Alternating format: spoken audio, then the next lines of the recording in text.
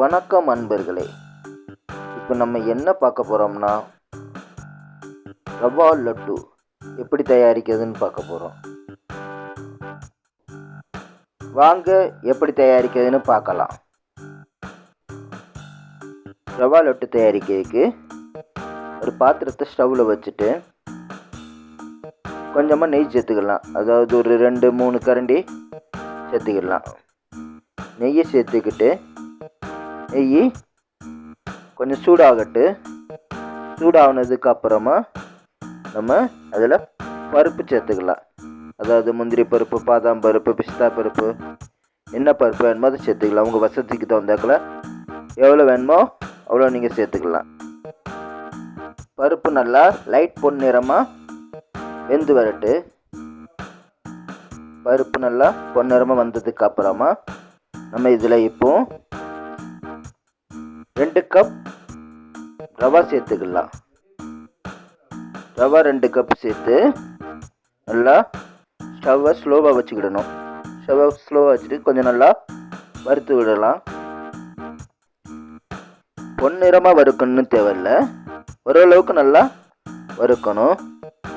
ரவை வறுத்துக்கிட்டே இருக்கமுச்சில் நம்ம எந்த கப்புக்கு 2 கப் ரவை எடுத்தோமோ அந்த கப்புக்கு ஒரு 1.5 கப் சீனி எடுத்து 2 ஏலக்காய் சேர்த்து மிக்சியில் அதை நம்ம திரித்து எடுத்துக்கிடலாம்.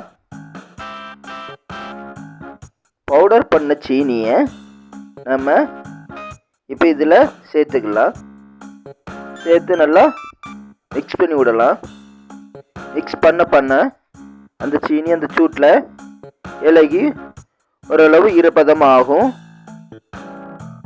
இதில் இப்போ நம்ம ஒரு 2 ஸ்பூன் பால் சேர்த்துக்கலாம். பால் ரொம்ப ஊற்றக்கூடாது, ஒரு ரவைக்கு தகுந்தாக்கில் பார்த்துட்டு நீங்கள் ஊற்றுங்க. பால் நீங்கள் ரொம்ப ஊற்றுனீங்கன்னா ரவா லட்டு போகிற ரவா கேசரி ஆயிரும். அதனால் பால் நீங்கள் பார்த்துட்டு ஊற்றுங்க. அந்த பால் நல்லா எல்லா பக்கம் ஒரே போல் சேர்றட்டும். சேர்ந்ததுக்கு அப்புறமா நம்ம அதை இறக்கி ஒரு தட்டுக்கு மாற்றிடலாம். தட்டுக்கு மாற்றிட்டு எந்த சைஸுக்கு வேணுமோ அந்த சைஸுக்கு நீங்கள் லட்டு பிடிச்சி விடுங்க. நல்லா அமுக்கி பிடிங்க, இல்லைன்னா உடஞ்சிரும். நீங்கள் எல்லாத்தையும் லட்டு பிடிச்சதுக்கு அப்புறமா நீங்கள் இதை ஒரு காற்று புகாத டப்பாவில் அடைச்சி வச்சிங்கன்னா எத்தனை நாள் வேணாலும் வச்சு நீங்கள் சாப்பிடலாம். இது கெட்டு போகாது. இது ரொம்ப சுலபமான முறையில் வீட்டில் இருக்க பொருளை வச்சு செய்யறதுக்கு நான் சொல்லி தந்திருக்கேன். இந்த லட்டு செய்யறதுக்கு சமையல் செய்ய தெரியாதவங்க கூட ஈஸியாக தயாரிச்சிடலாம். சுலபமான முறையில் சொல்லி தந்திருக்கேன்.